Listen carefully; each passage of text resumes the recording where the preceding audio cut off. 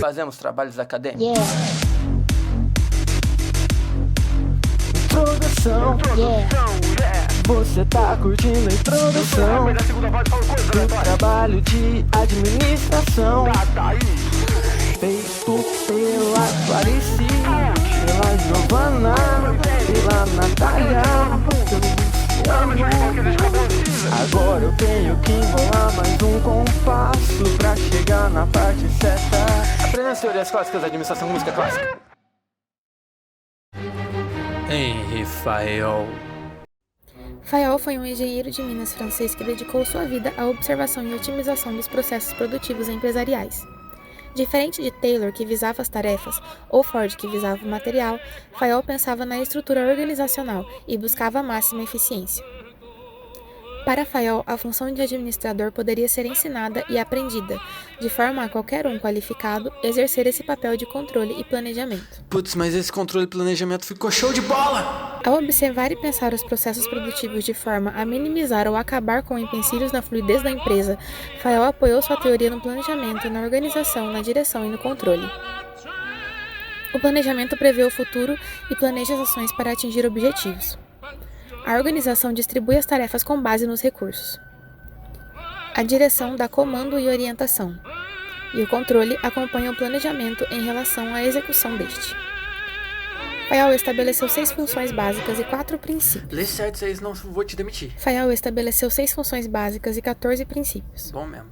As funções da empresa são: técnicas, produção de bens e serviços; função comercial, compra, venda e permuta; função financeira, a procura e gerência de capitais; função de segurança de bens e pessoas; função contábeis, com inventários e registros bancários; e função administrativa, responsável pelas demais funções.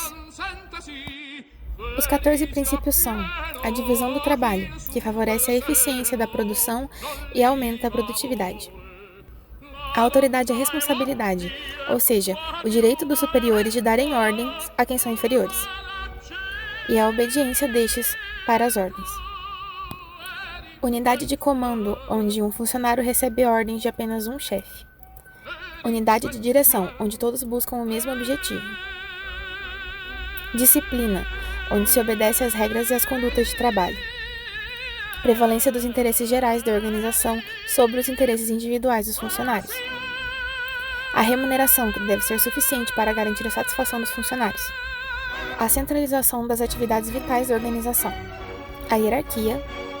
A ordem, que deve ser mantida em toda a organização. A equidade, que prevê a justiça dentro da organização. A estabilidade dos funcionários, que deve ser uma rotatividade alta para que Estabilidade dos funcionários para que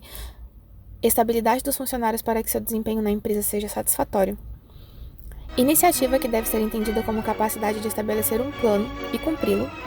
E, por fim, o espírito de equipe, que é o trabalho em conjunto para atingir os objetivos. Entendeu? É porque São Espírito é uma equipe de espírito. E é isso aí. Frederick Taylor. Frederick Taylor, nascido em 1856 e falecido em 1915, foi um engenheiro norte-americano da Filadélfia, responsável pela Escola de Administração Científica, que visava a eficiência industrial baseada na racionalização dos processos. Esse pensamento de Taylor, juntamente com a teoria clássica de Fayol, forma a abordagem clássica da administração.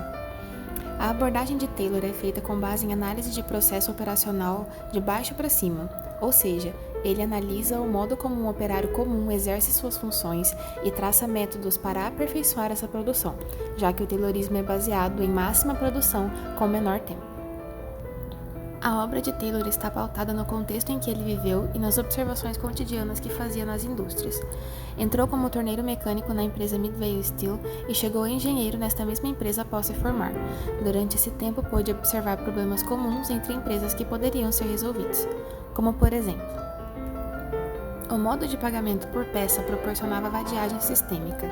No período pós-revolução industrial, a competitividade por vagas nas indústrias era imensa, o que trazia um pensamento de descarte aos funcionários, que não produziam o máximo que podiam por medo de serem demitidos. Outro problema que Taylor destaca é a falta de incentivo ou oportunidade de crescimento dentro da empresa, a ausência de algo que motive a obter o melhor trabalho visando uma recompensa. Os métodos não padronizados foi um dos maiores erros que Taylor encontrou, já que sua abordagem é pautada em tarefas e atividades no chão das fábricas. A falta de padronização fazia com que não houvessem produtos uniformes, o que caía às vendas e também à qualidade. Falta de integração entre os departamentos. Ele destaca que a falta de comunicação empresarial entre departamentos causa uma baixa de rendimento e aumento no tempo de produtividade. O conflito entre supervisores e funcionários. Taylor destaca que o mau relacionamento dos funcionários e supervisores é prejudicial às indústrias, tanto por falta da comunicação, quanto por tornar a divisão do trabalho confusa e causar decisões baseadas em palpite e intuição. As soluções que Taylor propõe para os problemas está no estudo do tempo e do movimento, um grande passo para a otimização industrial que ele fez. Nesta obra, ele estuda sobre o movimento de execução das tarefas e calcula seu tempo, procurando soluções para diminuir o tempo sem aumentar o esforço. Taylor padronizou os processos empresariais das indústrias, fazendo com que o produto fosse uniforme e não houvesse problemas de diferença. Trouxe estabilidade no cargo das empresas, fazendo os funcionários produzirem mais num tempo menor e com baixo custo de produção. E incentiva a comunicação entre os setores para uma boa interação entre funcionário e supervisor. A partir destes novos métodos administrativos, houve uma maior mecanização do funcionário que ficava limitado às suas tarefas únicas e padronizadas, causando, em segunda instância, uma grande especialização nos processos, além do esgotamento físico relatado pelos funcionários. Henry Ford. Henry Ford, nascido em 1863 e falecido em 1947, do estado de Michigan, nos Estados Unidos, representa a contribuição da indústria para a formação da teoria clássica da administração. Ford era um empresário com visão prática que buscava a cristalização no conceito da eficiência, no mais amplo sentido, numa fábrica de automóveis. A empresa, na visão de Ford, divide-se em dois níveis distintos: planejamento e execução. No planejamento, os técnicos elaboram os métodos e o próprio trabalho. Na execução, os operários só efetuam o trabalho que lhes é levado às mãos. Enquanto no sistema de Taylor o operário executava, num tempo padrão, movimentos regulados e prescritos pela administração de planejamento, no sistema de Ford, o operário adaptava seus movimentos à velocidade da esteira rolante, sendo naturalmente conduzido à vitimização involuntária de acordo com o nível de produção. Enquanto Taylor se preocupava demasiadamente com a economia do trabalho humano, Ford se preocupava com a economia do material e do tempo. Essa é a principal diferença entre os dois sistemas de administração. Taylor manda executar movimentos sob rígido controle, mas Ford manda adaptar movimentos tão comodamente quanto possível ao ritmo da produção. Ford adotou 3 princípios básicos. O princípio da intensificação, que consiste na utilização imediata da matéria-prima e equipamentos, visando o produto pronto no menor espaço de tempo e, portanto, permitindo velocidade de colocação no mercado. O princípio da economicidade, que consiste em trabalhar com estoques reduzidos de matéria-prima e permitir estoques de produtos acabados, que de maneira veloz atinge e diluem-se no mercado. O princípio da produtividade, que consiste no aumento da capacidade de produção do homem através de uma especialização em termos de linha de montagem, pelo trabalho ritmado.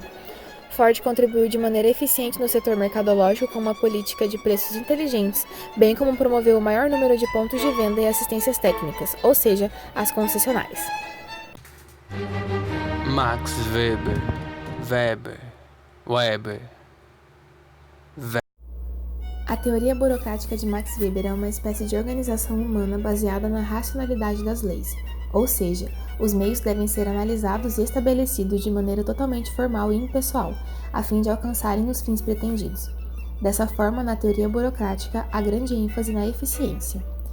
Weber divide a sociedade em 3 tipos: tradicional, que seria aquela que é caracterizada por ser patriarcal; a carismática, ligada a idealizações similares em que há uma relação de aliança; e legal, que é a racional burocrática com normas impessoais para a criação de uma tipologia de sociedade. Para Weber, a ideia de burocracia está relacionada com os tipos de sociedade e com o conceito de autoridade. Segundo ele, existem 3 formas de autoridade: A autoridade tradicional, baseada em tradições e costumes e práticas passadas de uma cultura. Nesse caso, a legitimidade da autoridade é assegurada pelas tradições religiosas, crenças e costumes sociais.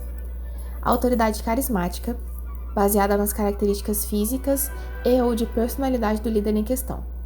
A autoridade carismática tem como desvantagens o fato do poder ser passageiro, uma vez que se segura no reconhecimento por parte do grupo e por não deixar sucessores certos. A autoridade racional legal é aquela garantida por regras e normas oriundas de um regulamento que é, por sua vez, reconhecido e aceito pelo grupo. A autoridade está no cargo e não na pessoa que o exerce. Weber acreditava que a autoridade racional legal era a mais adequada para o ambiente corporativo, uma vez que não é personalista como as outras duas formas. Por meio deste modelo de autoridade surgiria o tipo de organização a qual ele deu o nome de burocrática. Segundo Weber, a teoria da burocracia tem 10 características específicas. O caráter legal é a criação de normas e regulamentos por escrito, a fim de definir como a burocracia deverá agir, impondo a disciplina. O caráter formal das comunicações é a comunicação feita pela escrita, a fim de evitar múltiplas interpretações e ações e procedimentos. O caráter racional trabalha com a sistemática da divisão do trabalho para obter a eficiência dentro das organizações. A impessoalidade nas relações não distingue as pessoas, mas sim cargos e funções que as mesmas exercem na organização. A hierarquia de autoridade informa que cada cargo que possui um peso inferior na organização não deve ficar sem supervisão.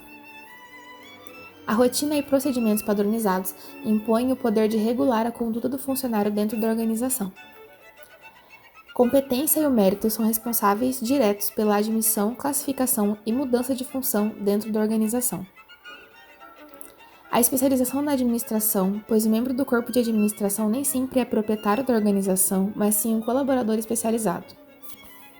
Profissionalização dos participantes, em que os colaboradores de uma organização são profissionais, pois se encaixam em diversos fatores como especialistas de um cargo. Completa antecipação das tarefas e previsibilidade das atividades estabelecidas em normas e regulamentos. Os 10 benefícios da burocracia definidos por Weber são: a racionalidade para o alcance dos objetivos organizacionais, precisão na definição do cargo e conhecimento dos deveres, rapidez nas decisões, univocidade de interpretação garantida pela interpretação específica e escrita, uniformidade de rotinas e procedimentos, continuidade da organização, redução do atrito entre as pessoas, constância, confiabilidade e benefícios para as pessoas na organização.